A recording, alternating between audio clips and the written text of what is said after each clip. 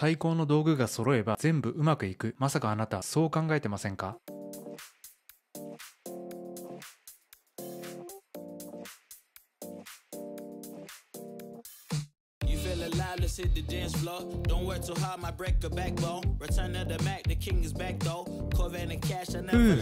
今日もデスクしてましたと。そういえばこのチャンネルもスタートしてもうすぐ2年か。いっぱい動画作ったし動具にも投資したし、さては爆速動画作りマンに進化したんやなかと。どれどれ。そんなバカな。はい、理想の書斎作りです。今日もデスクお疲れ様でございます。デスクいじくりを始めて早2年が過ぎました。最高の仕事は最高のデスクから生まれるとの信念のもと、一切妥協なし仕事そっちのけで作り上げたデスクのツアーやらせてください。賃貸6畳部屋、用途は普通のデスクワーク&時々 YouTube 動画投稿的なサムティングなんで、お役立ていただける同士の方も多いかと思っています。まずは作業効率に直結、モニター周りからです。コンセプトはフレキシブルトリプルモニターです。石川県の1968年創業、ディスプレイ専業メーカー映像さんの27インチ 4K モニターフレックススキャン EV2785 がメインです。相当目が疲れにくい気がする紙のごとき画質なペーパーモードに絶大なる信頼を寄せています。モニターアームはエルゴトロンさんの最新最強トレースです。高さと前後左右の動きが独立してて位置調整がめちゃんこしやすいです。 MacBook Pro 14インチをサブモニター化しています。さっきのペーパーモードは少し黄ばんで見えるって弱点があるんで、正しい色味はこっちでチェックです。動画編集 YouTube 視聴、色が大切な買い物の時なんかに役立ちます。電動入りモニターアームのエルゴトロン LX で目線を揃えつつ下のスペースをまるっと開けてます。 iPad Pro 12.9 インチが3枚目です。スモールリグさんのロッド&チーズプレートとカメラ用磁気スタンドを組み合わせたお手軽マウントシステムでモニターと連動させつつ自由に角度調整しつつ、しかも一瞬で脱着できる作戦です。正直 12.9 インチって本当にクセモノでした。手書きブレストとか雑誌を読む時とかライトルームでの写真現像なんかにすごく役立ちますし、お部屋のがっつり DIY では無限キャンパスアプリコンセプトを使ったシミュレーションがもはやマストです。なんですけど、そんな使い方って総デスクワーク時間に対してぶっちゃけかなり少ない。しかもでかい。置くだけで場所取るということで、モニターとしてもこき使うってのが正解だと確信しています。デュエットって有料アプリが本当に優秀で、 Mac 標準の画面拡張機能、サイドカーでは実現できない縦での画面拡張も超快適です。ところで湾曲ウルトラワイドと複数モニターどっちがいいのって思いません？同じく映像さんの 37.5 インチ湾曲ウルトラワイド EV3895 もがっつり溺愛した上で納得理解できたんですが、湾曲モニターの方が画面の端っこまで見やすいです。湾曲だと歪んで見えるみたいなデメリットも一切感じませんでした。モニターを1枚にできると見た目も配線もはるかにスッキリかっこよくできます。一方複数モニターだとモニターごとに色味やリフレッシュレートなど変えて役割分担ができます。一つ一つは小さくできるんで縦に回転させたり裏からカメラや照明など生やしたりもしやすいです。軽い分モニターアームの選択肢も一気に広がりますし、付け外しや位置の変更などもはるかに楽ちんになります。まとめると、作業効率とスッキリデスクを目指す真っ当なビジネスパーソンに擬態している同士の方には湾曲ウルトラワイド、機能性拡張性重視の変質者には複数モニター構成がおすすめです。もし映像さんから27インチくらいの中型湾曲 4K モニターが出たら即ポチします。ちなみに 4K は文字が小さすぎるよ問題については、ループデックのつまみでクリクリズームしたり、レゾリューショナーってアプリでショートカット一撃で解像度ごと変えたりすれば即解決できます。さらにベタータッチツールってアプリで隣のモニターにウィンドウを吹き飛ばしたり、ウィンドウ整理アプリで並べ散らかすと仕事がはかどりまくります。ウェブカメラはインスタ360リンクです。超小型なのに画質と暗所性能がウェブカメラ界最高レベルってだけで十分すぎるんですが、さらにジンバルのおかげでどんな時でもジェスチャー一発で己の顔面を画角の真ん中にバシッと持ってきてくれるのが本当に助かってます。会議用照明はエルガトキーライトのミニとエアーの2つを使っています。2灯だと顔面から上半身にかけて圧倒的にくっきり照らせます。1灯で真正面から照らすと眩しくてモニターが見にくいとかメガネに映り込みやすいといった問題も出てきますし、かといって照明を横にずらすと今度は顔の一部に影ができてゴルゴ13のごときシリアス感が生じます。キーライトシリーズはパソコンやタブレットから明るさや色温度を超快適に調節できる上にちらつきやフリッカーなど一切なくて光そのものの質も高い印象です。ミニの方はバッテリー駆動もいけるるんで、ウランジ F22 クイックシューと組み合わせたお手軽ポータブル照明としても重宝しています。電源につなげてるときは内蔵バッテリーに電気を送らないスタジオモードでバッテリーの劣化も防げます。エルガトッチさすがです。マイクは手話 MV7 です。ウェブ会議も YouTube のナレーションも全部これでやってて、音質も見た目も USB 接続できるのも本当に最高です。スポンジを RK345 に変更するとさらにオシャンティーです。マイクの取り付け方法にも広大な湿地帯が広がってるんでご自愛ください。大前提、どの方法でも長さが足りないときはエクステンションバーが大活躍してくれます。で、結論、オーディオテクニカさんの AT8703 でゴールしてます。週に 1,2 回の会議と時々 YouTube 動画作りでマイクを使う感じなんで、必要な時だけケーブルを突き刺す運用です。キーライトミニと合わせてデスク以外で会議の時も便利です。以前使ってた K&M より見た目がスタイリッシュで、しかも傾斜によって口元にマイクが近づくのがソーグッドです。一方で毎日喋り散らかすおしゃくそ紳士な同士の方はアームでの常設がおすすめです。ブルーのコンパス、ケーブルも埋め込めて長さもあって高級感もある一品なんですが、視界を遮るのはちょっとした弱点になります。エルガトッチの超低空マイクアーム、下からえぐる角度が斬新で視界を遮りませんし、ケーブルも内部に仕込めます。ただ展開半径が大きくて取り回しには意外と苦労します。いきり立たせたキーボードとの干渉にも要注意です。言うてもどれも素晴らしいアイテムなんで全部買って使い比べてみてください。続いては沼の深い入力デバイス周りです。日本の天才開発者ヨーキースさんが生み出したド変態鬼畜分割キーボード、キーボールに毎日感動で震えてます。トラックボール内蔵で全ての PC 操作を実質無動でこなせます。肩を開いた楽な姿勢を作ったり、間に iPad やら飲み物やら置いたり、コンパクトに持ち運んだりと可能性も無限大です。デスクではマンフロットミニ三脚とカメラ磁気スタンドと雲台のミックスで著しくテンティングさせてます。手首が超絶楽になります。外ではミニ三脚だけでシャレ込みます。より小さい磁石、より短いケーブルで追い込むとさらに越に浸れます。玉メンテはキムワイプおばちゃんと無水エタノールで磨いてからのボナンザ先輩でフッ素樹脂コーティングってスタイルに落ち着いてます。ちなみに激しくテンティングさせたいっていう好き者な同士の方には北欧フィンランド発のエルゴレストを激推しさせてください。前腕ごとぬるぬる動かせて超快適ですし、スタンディングでもステッピングでもしっかりサポートしてくれます。日本の直販サイトは田舎のおばあちゃんのお家かってくらいノスタルジックで、正直不安がないかといえば不安しかなかったんですが、結論ポチって大丈夫です。椅子はハーマンミラー社のエンボディチェアです。背中に吸い付く背もたれが本当に快適で、後傾姿勢の PC 作業用としては完成形と感じてます。ただアームレストはむしり取りました。エルゴレストと機能的にも物理的にもガッチャンコしちゃうからです。ハーマンミラー社自慢の12年保証を失ったかもってさっき気づいたんですが、後悔はありません。もう一つ欠かせないのがループレックライブです。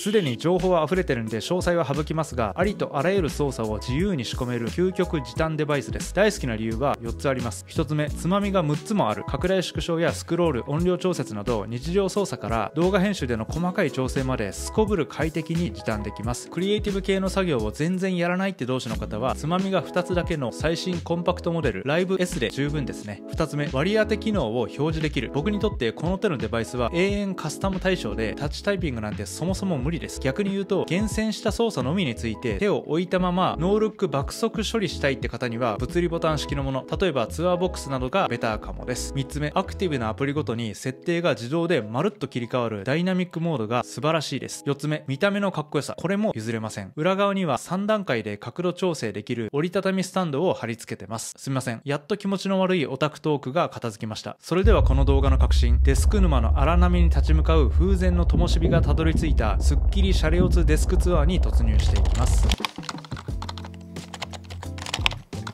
百聞は一見にしかず、何もないとこうです。しかもこれは SNS 向け虚構ドヤスティックファンタジーみたいなもんで、実際には AirPods や読みかけの本、ディスプレイふきふきクロス、財布、マステ、段ボールカッター、モバイルバッテリーなど2秒でにじみ出てきます。おまけにキーボールもループデックも有線ですし、充電ケーブルは必須ですし、モニターアームの根元はどうしてもダサいですし絶望です。そこでこうです。デスクシェルフが全てを解決します。細かいものはトレイにまとめていいんです。加えてデスクパッドで空間を区切ると視覚的にもさらにスッキリします。まるっと動かせるんで、スタンディング状態や iPad 手書きへの切り替えも8000倍スムーズですし、キーボードの打鍵感をソフティーにするとか、天板を傷から守るってメリットもあります。問題はどのシェルフ、デスクパッドにするかですが、僕はグローブメイドでフィニッシュしてます。アメリカ合衆国ポートランドのデスクアクセサリー専業メーカーさんで、20数名のチームでデザインから製造まで自社工房でハンドメイドされてます。2014年におそらく世界で初めてデスクの景観全体をコーディネートするっていう危険思想を編み出した諸悪の根源と言えなくもないんですが、それも許せちゃうくらい素材とデザインへのこだわりが本当に素晴らしいんです。デスクシェルフのウォルナットな木目、日本の鳥居にインスパイアされたフォルム、超絶美しいです。 100% メリノウールなデスクパッド、2年近く使ってますが劣化は一切感じません。タグも含めて完全に裏表対称な作りなんで、万が一クリティカルな汚れがついても裏返せるイコール実質2枚入りです。で、今回はボールペンを紹介させてください。チタンの元素記号 T の紋章が刻まれてます。チタン棒から丸々削り出されてて、継ぎ目など一切ない上に成形の時の加工がそのまま表面のテクスチャとして生かされてます。つまり初めから鬼のような精度丁寧さで削り出している。表面の後処理仕上げなんかでごまかしてない。結果として素材本来の質感を最大限引き出してる。そんな風に僕は解釈しています。あえてひねるっていう仕組みも癖になります。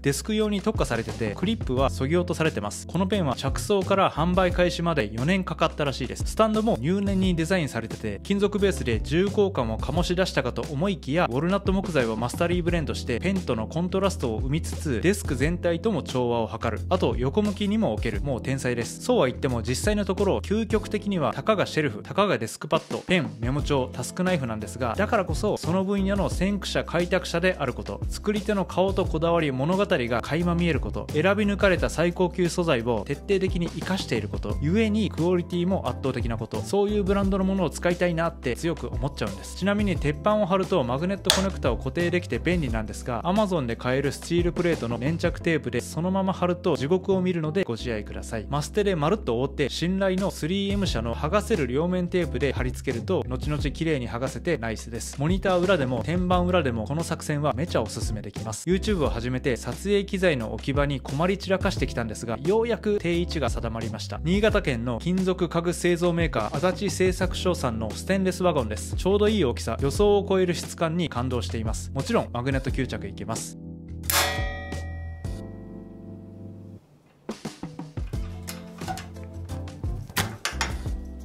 ところでバッグの置き場って困りますよね。散々ベストソリューションを探し回った結果、結局あの超有名突っ張り棒にたどり着いてしまいました。ルームツアー動画やインテリア系 YouTuber さんのお部屋におよそ 100% の確率で設置されている例のあれです。おしゃれながらパーツで機能拡張もできる突っ張り棒界の革命児にしてレジェンド的存在、英語の D から始まる、そうです、懸垂角です。東京大田区のテディワークスさんがメイドインジャパンされてて、耐荷重130キロです。マグネットフックでいろいろ引っ掛けたりくっつけたりできますし、読書の時の足置きオットマンとしても超優秀です。懸垂やディップスといった